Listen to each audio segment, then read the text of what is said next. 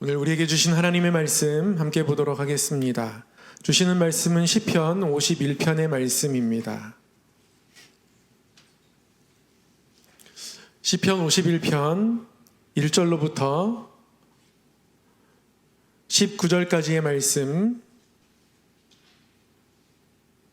한 절씩 교독하도록 하겠습니다. 구약성경 839쪽에 있습니다. 시편 51편 1절로부터 19절까지의 말씀 제가 먼저 봉독하겠습니다.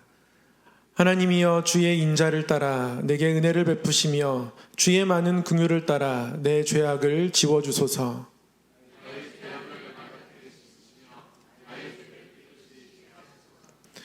물은 나는 내 죄과를 아오니 내 죄가 항상 내 앞에 있나이다.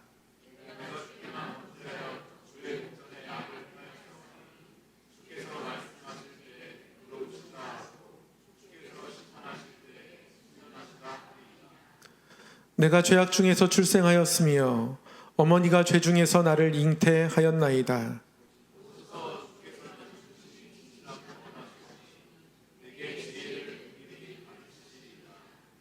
우슬초로 나를 정결하게 하소서. 내가 정하리이다. 나의 죄를 씻어주소서. 내가 눈보다 희리이다.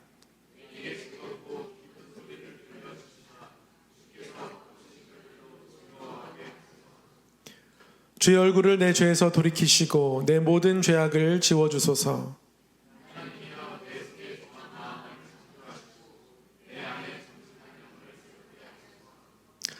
나를 주 앞에서 쫓아내지 마시며 주의 성령을 내게서 거두지 마소서.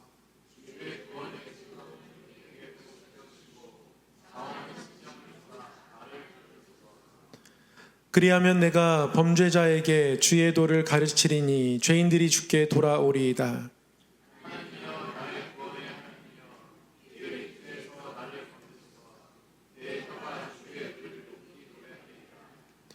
주여 내 입술을 열어주소서. 내 입이 주를 찬송하며 전파하리이다.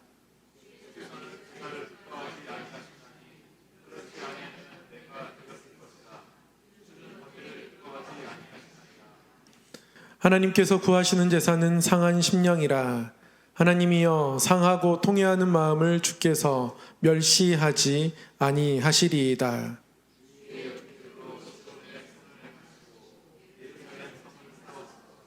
함께요. 그때 주께서 의로운 제사와 번제와 온전한 번제를 기뻐하시리니 그때에 그들이 수소를 주의 제단에 드리리이다. 아멘.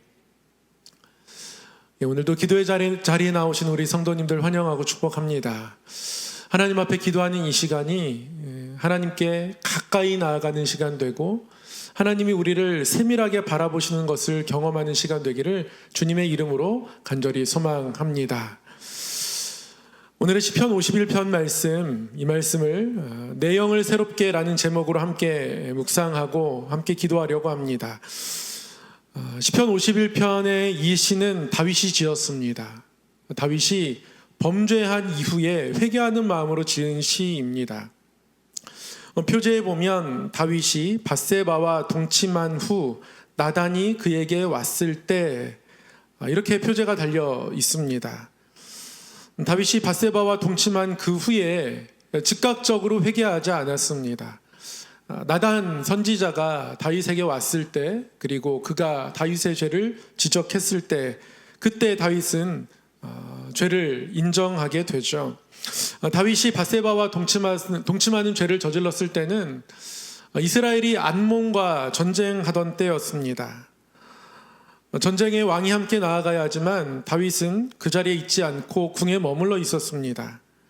이때 다윗의 눈에 밧세바가 들어오게 되었고 결국 그녀를 범하게 됩니다. 그리고 그녀가 임신하게 됩니다. 이렇게 다윗의 범죄가 저질러졌습니다. 여기서 끝나면 그나마 다행이었을 텐데요. 다윗은 이 죄를 감추려고 하죠. 어떤 방식으로 감춥니까? 밧세바가 임신하게 된 것이 우리아 때문인 것으로 위장하고 싶어 합니다. 그래서 전쟁에 참전하고 있는 우리아를 불러들입니다. 그리고 쉬라고 합니다. 집에 들어가서 편히 아내를 품으라 이야기합니다. 이것으로 다윗의 죄가 덮여질 수 있을 것이라고 생각했습니다. 그런데 우리아가 이 전쟁 중에 많은 동료들 또 많은 부하들이 피 흘리며 죽어가는데 나 혼자 그렇게 할 수 없다라고 자신의 집에서 편안하게 쉬는 것을 거절하게 되죠. 다윗의 첫 번째 죄를 덮으려는 시도가 실패했습니다. 이번에도 다윗은 돌이키지 않습니다. 다윗은 더 악한 생각을 품습니다. 우리아를 죽이는 방향으로 계획을 선회합니다. 그래서 요압에게 우리아를 그 전장 중에서도 가장 치열한 곳에 보내라고 합니다. 그렇게 해서 결국 우리아가 죽게 됩니다. 이것이 하나님 보시기에 악했습니다. 이 다윗의 모습, 결국 우리아를 죽게 하는 이 다윗의 범죄, 이 전체의 모든 과정을 하나님 보시면서 하나님 종합적으로 이렇게 평가하십니다. 다윗이 행한 그 일이 여호와 보시기에 악하였더라. 누가 뭐래도 하나님 보시기에 악했답니다. 물론 다윗이 범한 일이 악한 일이기도 하지만 바꾸어 말하면 그 악한 모든 일들을 하나님이 보셨다는 것이기도 합니다. 27절에 이렇게 기록되어 있지만 25절에 보면 사람이 죄에 한번 빠져드니까요, 이렇게 강팍할 수가 없습니다. 요압은 우리아를 죽게 하라는 다윗의 명령을 실행하면서도 가책을 느낍니다. 이래도 되나? 이렇게까지 해야 하나? 왜 그럴까? 그런데 25절에 보잖아요. 그러면 다윗이 요압에게 뭐라고 말하냐면, 요압아, 이 일로 걱정하지 마라. 칼은 이 사람이나 저 사람이나 삼키느니라. 칼이 이 사람이나 저 사람이나 삼키느니라. 전쟁에서 누군가 죽는 것이 누군가의 책임은 아니다. 늘 일어날 수 있는 일이니까 괜찮다. 밧세바를 범한 것으로부터 자신의 죄를 덮으려 하는 그 순간 다윗은 점점 악하여져 가는 겁니다. 이 모든 일에 대해서 나단이 후에 다윗을 찾아옵니다. 그리고 다윗 앞에서 죄를 지적하게 되죠. 그래도 다행인 것은 다윗이 나단의 이야기를 듣고 죄를 회개하게 된다라는 겁니다. 나단이 와서 다윗에게 한 가지 비유를 이야기하죠.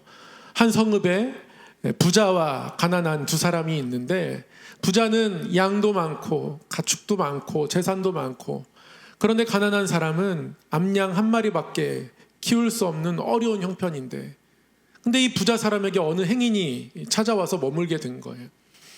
행인을 대접해야 되는데 이 부자 사람이 자신이 가지고 있는 가축 중에서 무언가를 잡아서 음식을 대접한 것이 아니라 가난한 사람에게 암양 딱 하나 있는데 그 암양을 빼앗아서 잡아서 음식을 대접하더라는 겁니다. 그러니까 나단이 이 이야기를 다윗에게 들려주었어요.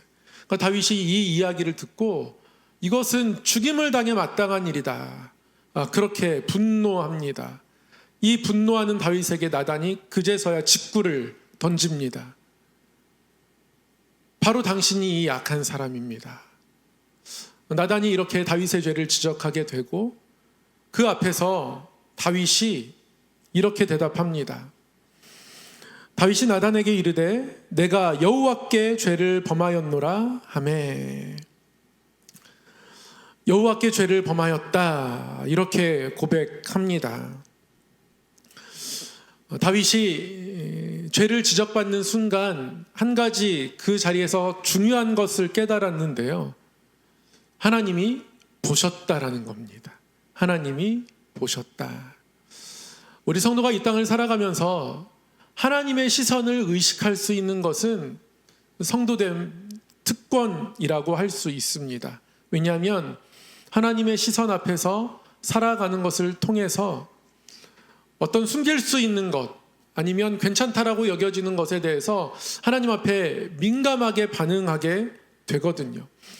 요즘은 참 IT 기술이 발달해가지고요, 거실마다 CCTV를 달 수 있습니다. 저도 저희 집에 무척이나 달고 싶습니다. 근데 가족들의 아주 거센 반대로 달지는 못하고 있는데요. CCTV가 달려지면 그것 때문에 무언가 행동을 더 조심하게 될 겁니다. CCTV가 달려있는 곳에서는 범죄가 잘 일어나지 않습니다. 우리나라에 CCTV가 굉장히 많이 달려있고 이것 때문에 그래도 길거리에서 범죄율이 조금씩 줄어들고 있다는 통계도 있습니다.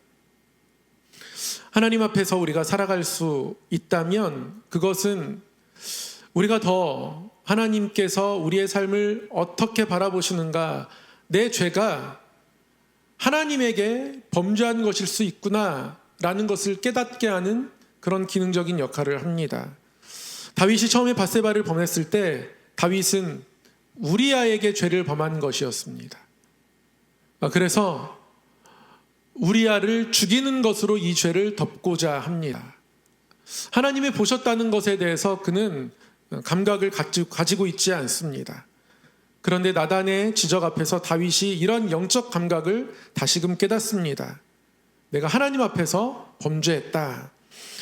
그리고 본문 3절 4절 말씀, 오늘 말씀을 보면 이렇게 다윗이 고백하죠. 물은 나는 내 죄과를 아오니 내 죄가 항상 내 앞에 있나이다. 내가 주께만 범죄하여 주의 목전에 악을 행하였사오니 주께서 말씀하실 때에 의로우시다 하고 주께서 심판하실 때에 순전하시다 하리이다. 무슨 뜻입니까? 자신의 죄를 인정하면서 내가 주께만 범죄했다 이렇게 고백하고 있습니다. 사람에게 범죄하지 않았다 그런 뜻이 아니라요, 오직 주 앞에 범죄했다라는 겁니다. 내가 주의 목전에서 악을 행했습니다. 다윗이 이렇게 고백하고 있는 겁니다. 우리아에게 죄를 범했다는 것은 다윗 스스로도 알고 있습니다. 그런데 하나님이 모든 것을 보셨다는 것을 나단을 통해 깨닫게 된 겁니다. 아무도 모르는 줄 알았는데요, 모든 게 완벽한 줄 알았는데요, 나단이 이 일을 들고 다윗을 찾아온 겁니다. 그 순간 나단에게 들킨 것이 아니라 다윗은 하나님에게 들킨 겁니다. 하나님의 뜻대로 하는 근심이 성도에게 있어야 한다고 제가 주일에 말씀을 선포하면서 선포 말씀이 저에게도 기도 제목이 되었습니다. 어떻게 하면 하나님의 뜻대로 근심할 수 있을까? 내가 내 삶을 돌아보면서 깨닫지 못하는 것들을 어떻게 내가 하나님의 근심된 마음 가지고 품을 수 있을까? 하나님이 내 삶에 대해서 근심하는 것들을 내가 어떻게 알아차릴 수 있을까? 이런 고민과 이런 생각들이 기도할 때마다 많이 들었습니다. 하나님의 뜻대로 하는 근심이 저에게 있게 해주십시오.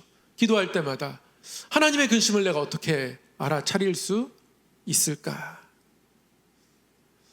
그러다가 나단의 소리가 정답처럼 들려오더라고요. 주변 사람을 통해서 하나님 말씀하시는 것을 사람의 소리로 듣지 않고 하나님의 소리로 듣는 모습들이 필요하겠구나 싶은 거예요. 다윗은 나단의 소리를 통해서 하나님의 시선을 회복했습니다.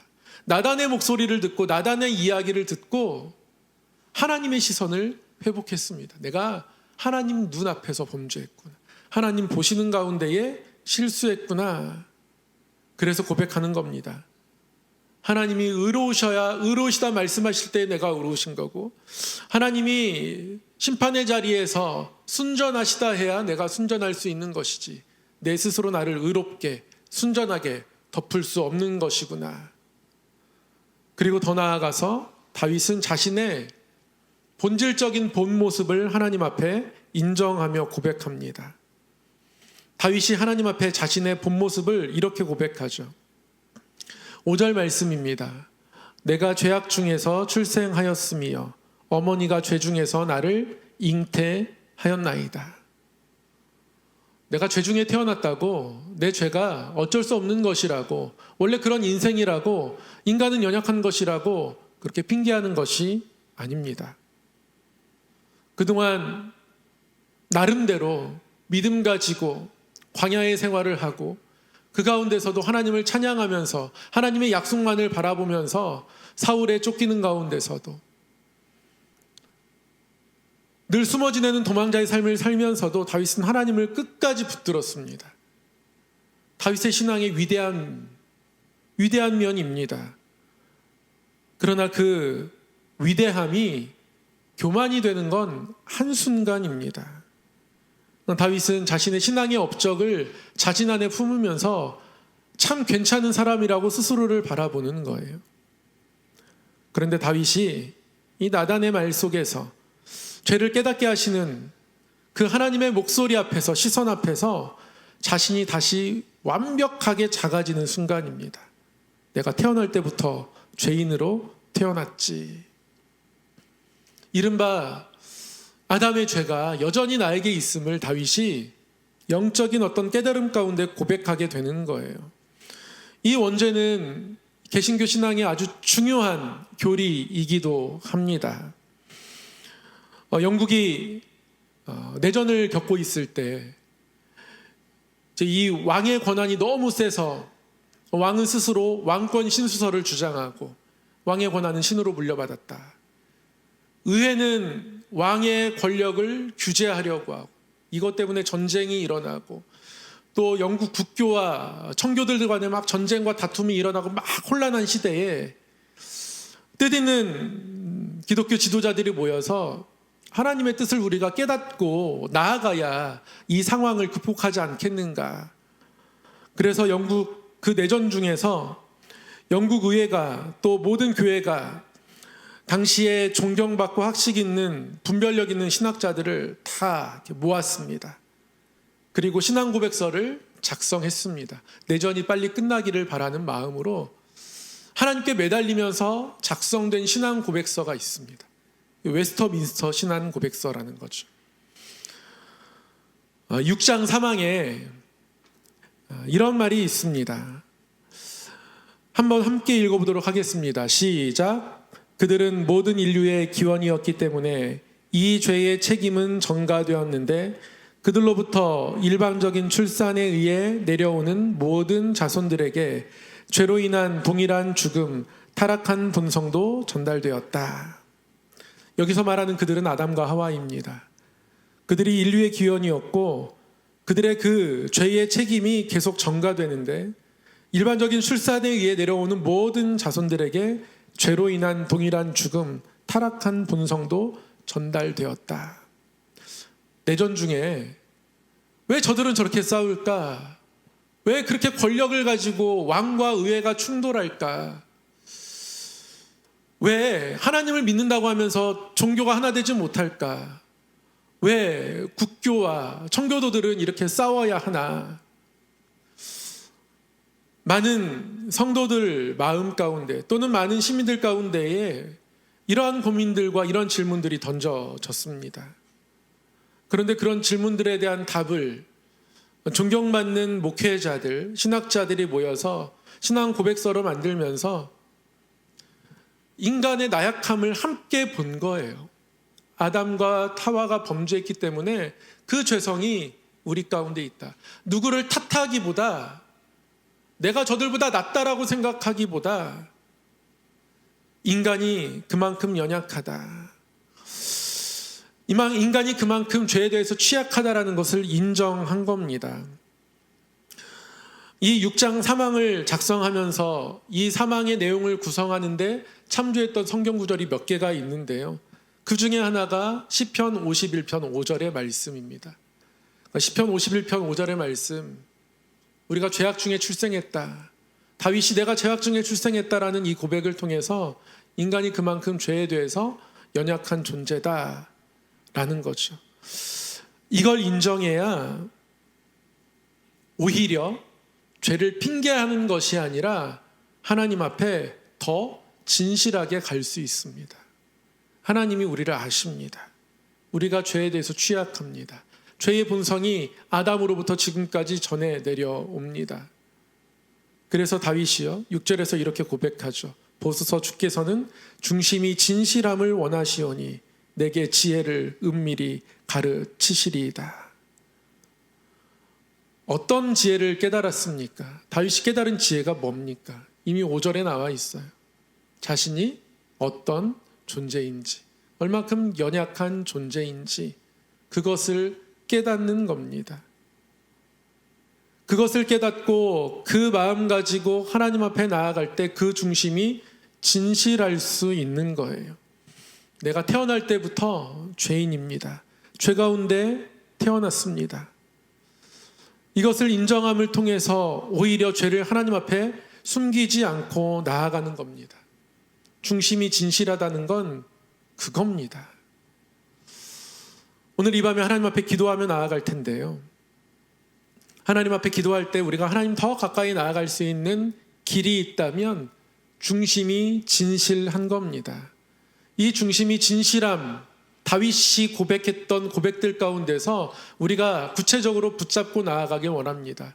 첫 번째, 오늘 말씀을 통해서 살펴보았던 것처럼 하나님의 시선을 회복하는 겁니다. 두 번째, 내가 태어날 때부터 죄인이었다는 것을 하나님 앞에 인정하는 겁니다. 사람의 소리를 하나님의 시선으로 받아들이고 바꿀 수 있을 만한 겸손함이 우리 가운데 있었으면 좋겠습니다.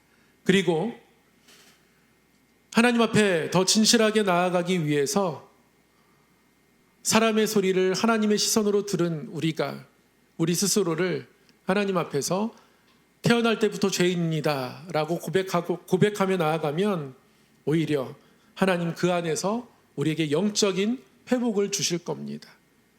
이러한 깊은 성찰과 통찰이 있은 후에 다윗에게 더 하나님을 향한 이제 간절함이 생겨나죠. 하나님, 구원의 기쁨을 회복시켜 주시옵소서. 하나님, 이러한 제사를 기뻐 받으시는 하나님이신 줄 믿습니다. 하나님, 내가 하나님 앞에 찬송의 제사를 드릴 수 있겠습니다. 많은 다른 죄인들도 돌이키게 할 수 있겠습니다. 하나님, 그런 더 영적인 거장으로 설 수 있겠습니다.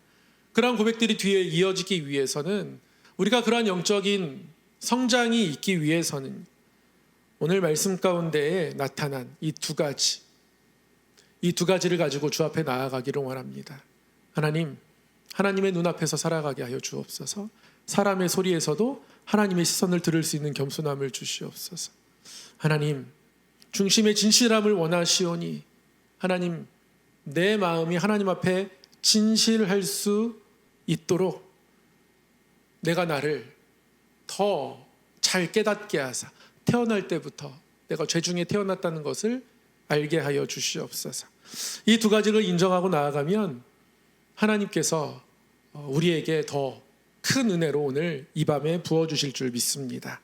사랑의 하나님 아버지, 이 밤에 기도의 자리에 불러주시니 감사합니다. 하나님, 우리를 사랑하여 주셨고 하나님의 사랑을 입은 우리가 자격이 있어서 그런 것이 아니라 죄악 중에 출생하며 때로는 하나님의 시선을 놓치고 살아가는 연약한 인생임을 고백하게 하시니 감사합니다. 하나님, 우리의 가장 연약한 모습을 하나님 앞에 진실하게 고백할 때에 오히려 이것이 기도의 능력이 됨을, 또 경건의 능력이 됨을 다시금 깨닫게 하셨사오니 하나님 아버지, 이 겸손을 가지고 우리의 실존을 깨닫되 하나님 앞에 더 담대히 나아가는 믿음들이 우리 가운데 있게 하시고 그 가운데서 영적인 회복과 능력을 경험하는 우리 모든 성도의 삶, 우리 성함교회 되도록 인도하여 주옵소서. 이 밤에 하나님 앞에 간구한 모든 것 들어 응답하여 주실 줄 믿사옵고 예수님 이름으로 기도드리옵나이다. 아멘.